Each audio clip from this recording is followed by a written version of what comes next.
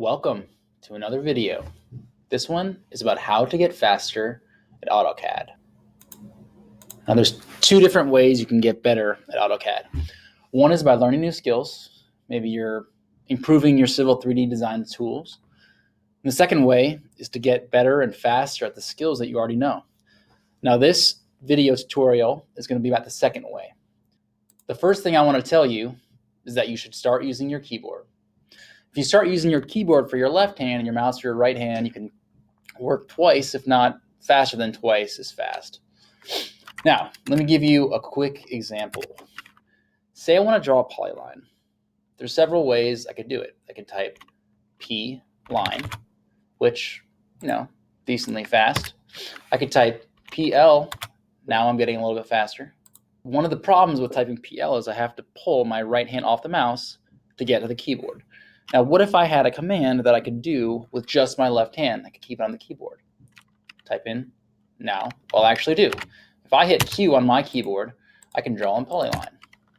That's pretty snazzy. It doesn't make sense for every command, but polyline is something I use all the time. Now, how did I do that? I use something called Alias Edit. Within your AutoCAD system folder, you have a file called AutoCAD.pgp. At the top of the file, you see the sample aliases for AutoCAD commands. Now, these are the built-in shortcuts. If you want to get faster at AutoCAD, learning a lot of these is going to be a really good way to do it. The first day I was trying to learn AutoCAD, when a drafter who had been doing it for years told me that the way he got fast was he literally just downloaded this file, .pgp, tried all of these commands. Now, the very bottom of this set are ones that you can edit and add yourself. Now, these are called user-defined command aliases. So, for example, if I type C, that does copy. If I type LA, that does layer. If I type PR, preferences, Q, polyline. Get the idea. There's also a user interface you can get to by typing alias edit, which is pretty self-explanatory. Aliases are one way to get faster at AutoCAD. However, there's another way to do that too, and that's by using your F commands. So F1, F2, you probably already know. F3 turns on your O snaps. F8 turns on your ortho, and so on.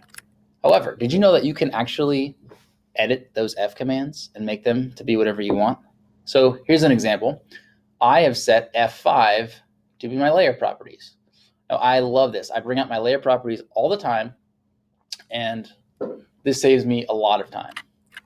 So instead of having to click on layer properties, and then occasionally, I can't get to my layer properties. I'm having to drag this, get here. I could also, theoretically, have typed layer close.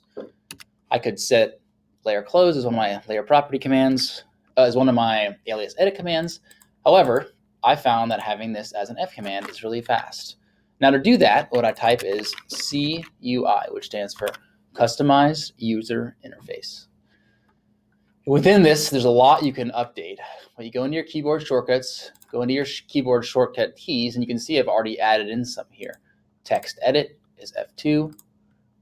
Make layer object current is F7. Layer properties is what I want to look for. The way you get to this, type in layer properties. I literally just take this command, and any of these will do, and drag it up here. Now, when I click on it, I have to go to the key and I can set a shortcut for this. And I already have F5 set for mine. So you can see currently assigned to. Literally hit save, and you're on your way. So text edit is one I really like. I've also set my tool space to F6. So by hitting F6, I bring up my tool space. I find this is really helpful. One really cool thing about this is that when I hit F5 to bring up my layer properties, if I hover over here and hit F5 again, it automatically closes it. I love that command. Let's talk a little bit more about layer properties. Let's go back. Layer management is one of the biggest time sucks in AutoCAD. So any way we can make this faster is really going to benefit us. Now this property has 2,000 layers, which is an absurd amount. Now you can see I'm in something called a property filter, which basically means I'm just gonna have some of my layers available. I only have 59 of my layers showing. And I'm just showing pipes that are within DWG. So what is this actually doing? Go to properties here and you can see it's pulling just these specific layers. So it's pulling layers that start with C, pipe, plan, and then end with anything after that. That asterisk means ending after anything like that. Now let me show you how you actually do this. This is what's called a nested property filter. So basically, a layer has to first get through the first layer of filter, which is 87 layers, and then another filter. So if it makes it through this first filter, then it can make it to this second filter. Let me show you how this works. New properties filter. I'm going to call this PR work. I want to build a properties filter that just has layers that I want on it. So for example, I know that there's a layer called PR work. I also want to bring in a specific layer. I can't quite remember what it's called, but I know it starts with C ano. C dash ano. And you can see down here, everything that's on here is going to show up in that properties filter. Now I want to actually bring in one that's everything that's C ano table. Now all these layers are now going to come in on that layer.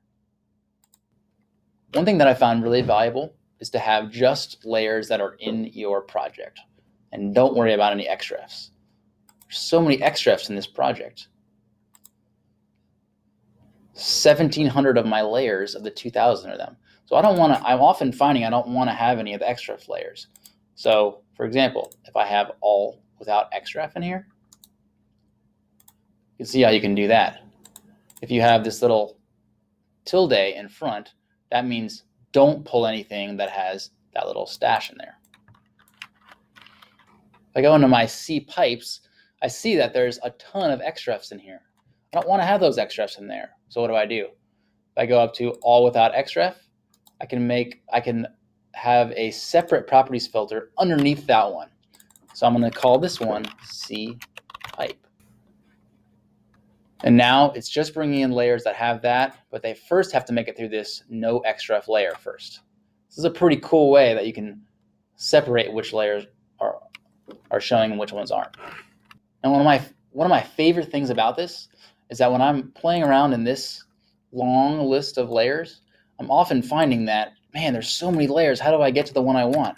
And if you have a properties filter selected in your layers properties, now I'm going to go into PR work, hit F5, and it only brings up those layers which are in your properties filter. Now this could be a really fast way to have several layers that you're working on and that you can switch between easily. Another way to get a lot faster at AutoCAD is by learning how to use snapping. Many of you probably know a lot about using OSnaps. I'm going to show you a couple tricks today. Now, if I type Q, you can see right now I'm hovering on an endpoint. Now say I want to snap to the midpoint here. I have to now hover all the way down here, turn on midpoint, or turn all of them on, and I can come in. Now a really slick way of doing this faster is by shift right clicking. And now you can actually select whichever snap you want to select. So I'm going to come in here and click nearest. I have to do that again. Come in and hit apparent intersection. Boom. Now you might say, Paul, that's not actually that much faster. All right, let me show you the real trick, and this is what I do. Instead of just clicking on these, if you didn't know, there actually are shortcut keys for each of these. So if I hit E, I get endpoint. If I hit M, I get midpoint. If I do shift right click and hit A, I get apparent intersection. And hit A. If I hit R, I get nearest. And so I'll show you how this might look. I can draw here, draw to M, draw to M, snap to E, snap to R, snap to E. I found this to be extremely fast. One thing that I really like is quick properties. Now, you're probably really familiar with your properties toolbar. Quick FYI, you can also hit Control-1 to bring this up a little bit faster. Or if you're so inclined, you can type in PR. You can type in prop or hit Control-1. So I can select this, and I can see my area, I can see my length, I can see the line type, which is all well and good. One thing that I'm finding to be slightly annoying is when you're doing text. So for example, I type this in. Look how small this M leader is. Come in, change my arrowhead size to 5. I think that's too big. Let's try 3. Change my text height to 3. Okay, that's looking pretty good. I like that. Oh, now I want to go in and change my layer. Gotta go back into the properties filter. Where is it again? It's somewhere in here. Now, let me show you a snazzy trick that you can use instead of the properties toolbar. Use quick properties. And quick properties is just what it sounds like. I'm going to type in QP mode and hit 1 to turn this on. Now, if I click on it, it brings up a very specific, customizable quick properties toolbar. I can change this to 2. I can change landing gap. I want to turn my background mask on. I can turn it to yes. Change my contents. I could actually just type that in here. Or as you remember, if you remember from before, I can hit F2 to do text edit. This I found to be extremely helpful. I can get area, I can change my global width. I can do exactly what I want. And if I want to customize this, I can do that simply by clicking on this CUI tool up here. Now this is the same CUI that we looked at before.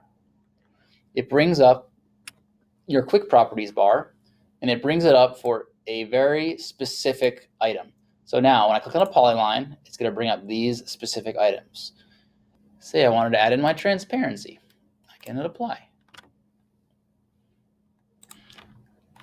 When I click on a line, it now has the transparency toolbar.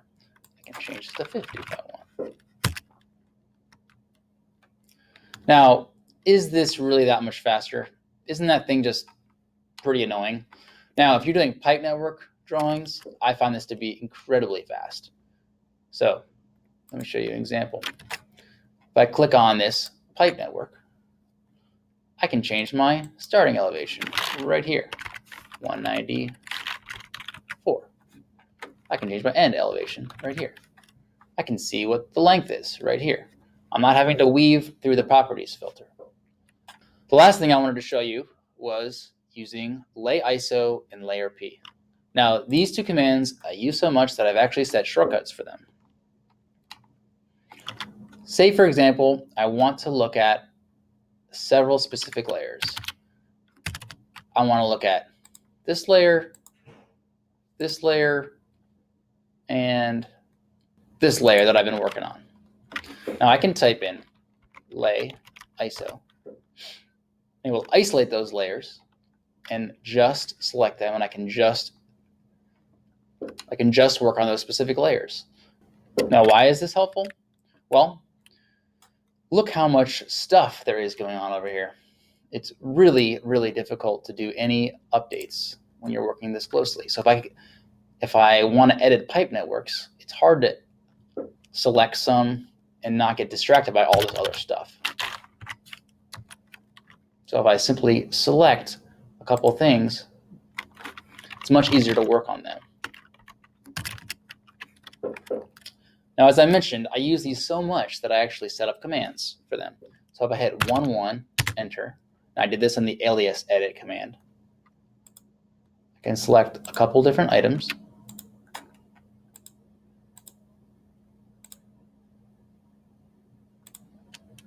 And hit enter. And I isolated those layers. If I want to go back, I can type in layer P, which is layer previous. Or I can hit F1, which I've set using the CUI to be layer previous. Now, one of the things I love about layer previous is it's almost like a separate undo with a separate cache. So I could have, say for example, I do lay ISO over here on this specific layer. And now I'm drawing some stuff and I realize I want to go back to the other layer. If I hit Control Z, I'm going to get rid of this. I'm going to get rid of any movements I've made before it goes back to that same layer. But if I hit layer P, it's going to go back. It's going to change just layer property type changes. One last thing I want to show you before I go is what's called using layer states. Say, for example, I'm working on a layer. I save the drawing and then I quit and I forget. I come back in and all my layers that I had turned on are off, and I have to go back in, turn all the right layers on before I can start working. There is a workaround to this problem. If you have certain layers that you want to work on, you can actually save them as layer states. So for example, if I hit design, this is already pre-set up to layers that I like to work on. I can go in to the layer state manager. I can save these. I can set up new ones. Very helpful. You can do a lot of different types of tasks within the same drawing. I hope you found this video helpful. Until the next time.